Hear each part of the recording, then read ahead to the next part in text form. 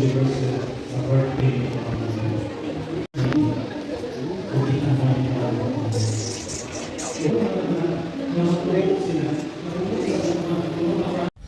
guys! Ngayon is pupunta tayo sa Mahal na Birhen sa Lendogon, sa Cebu nga, Cebu. Every time kasi na uuwi ako sa Pinas is bibisita talaga ako dito dahil ang papaniwala ko ay tinulungan niya ako at binebless niya ako sa buhay. Kaya sa pag-uwi natin, hindi tayo makalimot na magpapasalamat sa kanya. Dating pagpunta namin dito ng asawa ko nung buhay pa siya last year 2023 is dalawa kaming nagpunta dito. Pero sa ngayon dahil wala na siya, mag-isa na lang tayo kasi yung anak ko din ay may ginagawa sa school. Okay lang naman kasi nagsakay naman din ako ng bihar papunta dito. Nga lang, expected natin na sobrang init kaya nagdala na tayo ng payong.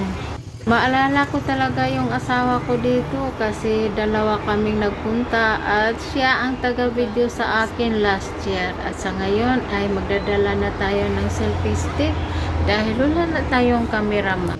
Malayo talaga ang babaan ng bihar papunta dun sa may gate ng Mama Mary. Kaya ayan tayo naglalakad at marami tayong makikita na mga tindahan na nagbibenta ng mga souvenir. At maraming dito ding kainan. Naisip ko nga gusto ko sana munang kumain dahil nagpunta ako na wala pang breakfast. Pero inisip ko din kung paano kung marami ng taong nakapila.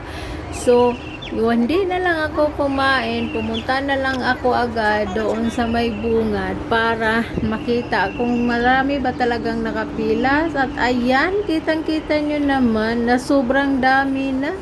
Expected ko rin naman na sobrang daming tao ngayon dahil Sunday ito nang nagpunta ako. Tingnan nyo yung fall in line, wala pa doon sa may hagdan. Kaya dali-dali tayong naglinya para hindi tayo mahirapan sa kalisod, guys. Ang taas sabi niya. Dito tayo. Fall in line. At ito, nakapila na tayo dito. May pitpit tayong payong at may cup na naman tayo kasi sobrang init. Grabe talaga. Pero di ko inalintana yung init at pagod ko dito dahil magpapasalamat ako kay Mama Mary at worth it naman. Maganda rin ito while nagpila ka dito at nakinig ka rin ng misa. Diba parang nag-attend ka lang ng mass? While nagpila ako dito, nagtingin-tingin din tayo sa Facebook. Pero ang kinahinatnan is yung cellphone ko is nalobat yung isa. Buti na lang, dala natin yung isa. Kaya wala. Kailangan nating mag-video para may remembrance naman tayo. Yung cellphone nating isa is talagang na-deadbat talaga siya. Kaya yung friend ko ay hindi na ako makontak. Nagtataka siya kung nasaan na ako kasi may pupuntahan kami mamayang alas 3. Tapos ito yung cellphone ko alas 11:30 pa lang is deadbat na siya. Wala din tayong choice kaya na-enjoy na lang natin na mag-video dito sa isa kong phone. Overload na phone. May mga manis. Ihanda ko na. Ay guma. Lain sa dito. Asa dito? Ani?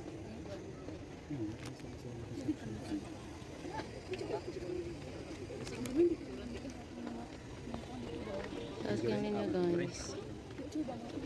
Ang haba ng pela, guys. Ang dami, oh. Tagal pa namin. Iikot pa ito. Sobrang tagal pa. Kasi yung linya nandun pa, oh. Tapos kami. Anong tawag ba na?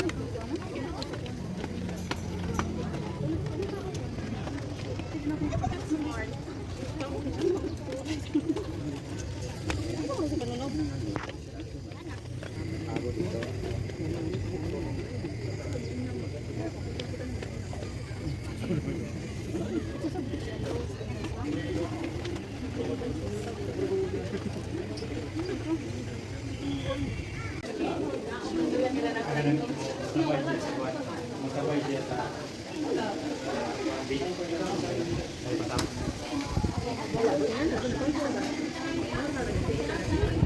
Ay, hangin na kita rin. It's hangin. Ay buon mo niya na spiritual activity. Usa ka liturgy, a very unique ayo na liturgy nga sa tibuok simbahan sa Diocese of Cebu. Kanina gyud nga simbahan na ang may taga Cebu, ang kukulo may taga Basilan.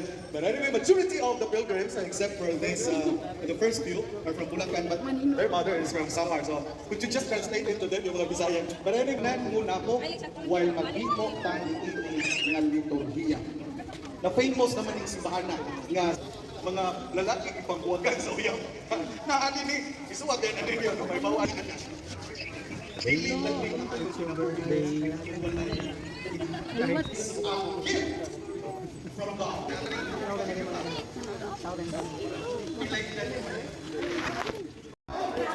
Yes, nakasabot. Nasabtan na.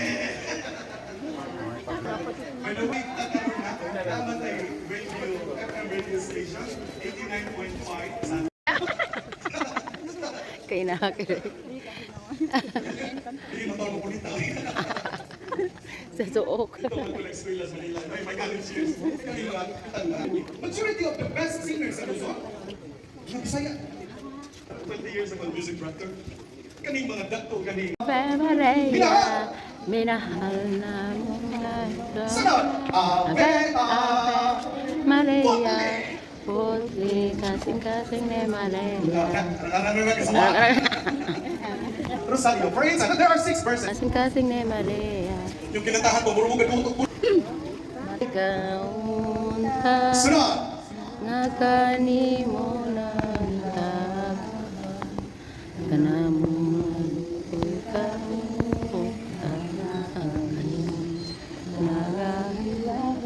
Ruby Matagaloy ang being appointed, no? One of the servants of the monks in the community. I am being appointed as one, as their liaison officer. Ako ilang spokesperson. Yan, ay mga matters that need to be clarified and lugar ako ang utapi. So, I need to correct all of you. This place is another barangay. And the name of the barangay is Lindugon. What's say pangalan sa barangay? Lindugon. That is why the original title of that image we never used Berhen sa Simala. It's Berhen sa Lindugon. Nganong Lindugon man? Before World War II, kaya na ay dako kaayong nga kahoy nga gilindugan, giliguran. So, everything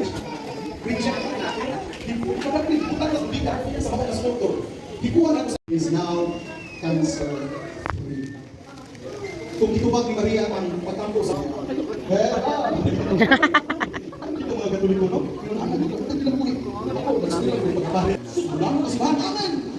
Katoliko, ang Ginoo manakakan ninyo. Amen. Wapay siguro. Pamanan ko! Viva Maria! Papakan na to si Mama Maria sa Lindugon. Tagaan me on 3 to 5 minutes of break.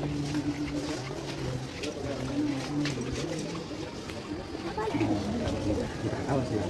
Dungan ko. Sindan. Kunin mo kuwang. Kunin mo na. Rin sa rin. Dili ako habis prepare. Sa phone. Sa imong mahigugmaong pagtalong, huwag tayo hanggang higit na pamantuloy. Walik ko doon. Hindi sa pagtulog sa ito, Kay ikaw lamang, na ikaw lamang ang among mananabang, ang among ang ginahan ka ni Pagindi.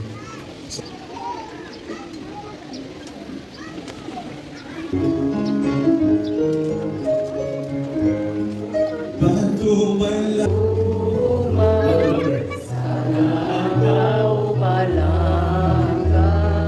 Patubalani sa buhay kauntan, akani mo na ilaban,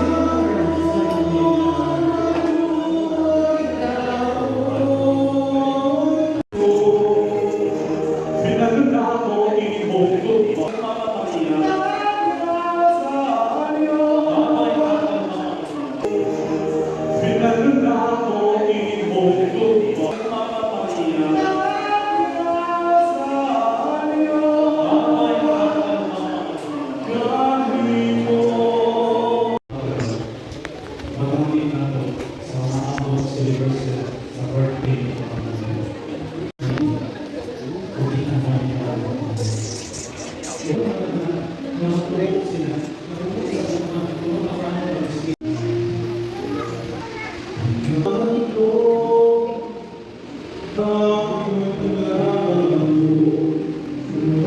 Mary, hello, Mama Mary.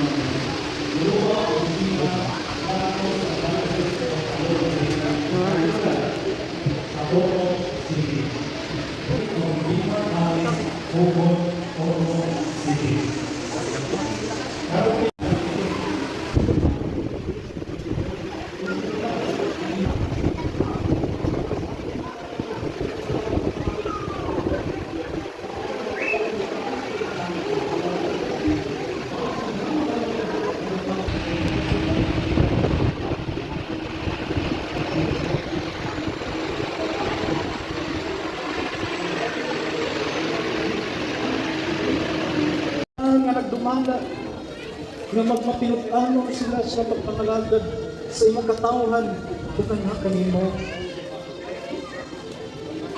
Healing blessing ka nimong alagad sa imong simbahan, sa among Santo Papa nga naggiya kanamo. Blessing ng pamilya ng trabaho, alag sa misyon. Imong alagad ng misyon. Lagi itong hinahan, Mama Maria. Taghapin kami sa malaang kapan nining orasan. Kung hamon pang kami inyong mga anak, nangayong healing blessing sa iyong anak na sa Jesus. O sa labing ng hinahan, pangayunan mo sa iyong anak na sa Jesus. Ang healing blessing ng orasan. Ituloy iis ng pagbalik sa langit ng iyong tuong ng kapon.